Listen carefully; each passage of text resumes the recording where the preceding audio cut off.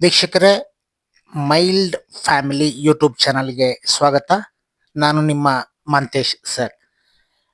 ಇಲ್ಲಿ 2024-25ನೇ ಸಾಲಿನಲ್ಲಿ ಕೊಟ್ಟಿರ್ತಕ್ಕಂಥ KCAB ಇಂದ ಬಿಡುಗಡೆ ಮಾಡಿರ್ತಕ್ಕಂಥ 2 ಸೆಟ್ ಕ್ವಶನ್ ಪೇಪರ್ ಏನಿದೆ, ಸೆಕೆಂಡ್ ಲ್ಯಾಂಗ್ವೇಜ್ ಇಂಗ್ಲಿಷ್, ಇವುಗಳ ವಿಶ್ಲೇಷಣೆ ಮಾಡ್ತಾ ಹೋದಾಗ ಈ ರೀತಿ ಇರುತ್ತೆ ಅನ್ನೋದನ್ನ ನಾವು ನೋಡಬೇಕಾಗಿದೆ.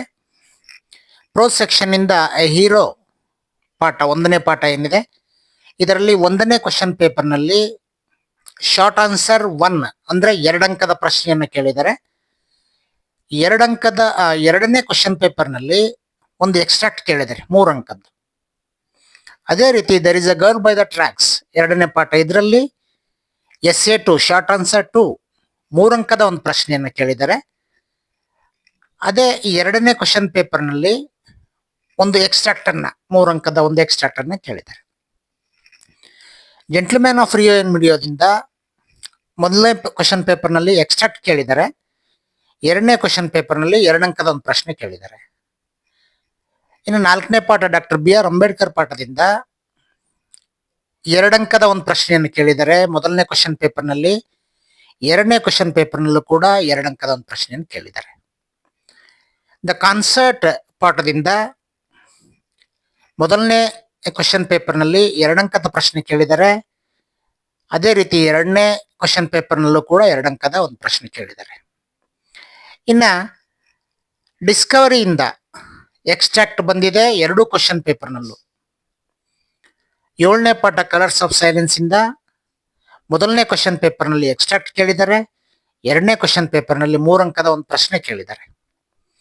8ನೇ ಪಾಠವಾದಂತಹ science and hope of survival ನಿಂದ ಮೊದಲು 2 ಅಂಕದ ಒಂದು ಪ್ರಶ್ನೆ ಕೇಳಿದ್ದಾರೆ 1ನೇ ಕ್ವಶನ್ ಪೇಪರ್ನಲ್ಲಿ, 2ನೇ ಕ್ವಶನ್ ಪೇಪರ್ನಲ್ಲೂ ಕೂಡ 2 ಅಂಕದ ಪ್ರಶ್ನೆ ಕೇಳಿದ್ದಾರೆ. ಇನ್ನ ಪೊಯೆಟ್ರಿ ಸೆಕ್ಷನ್ಗೆ ಹೋಗೋದಾದ್ರೆ,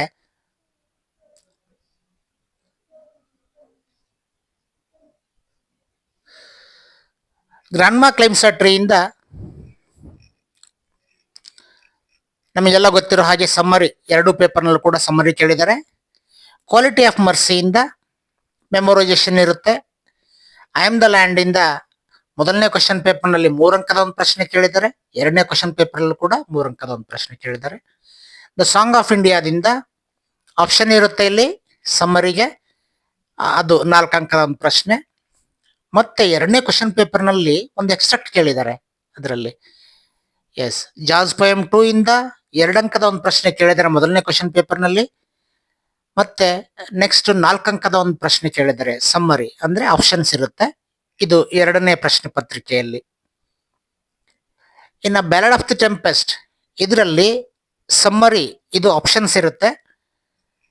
ಮತ್ತೆ 2ನೇ ಪೇಪರ್ಲು ಕೂಡ ಆಪ್ಷನ್ ಕೊಟ್ಟಿದ್ದಾರೆ ಸಮ್ಮರಿಗೆ.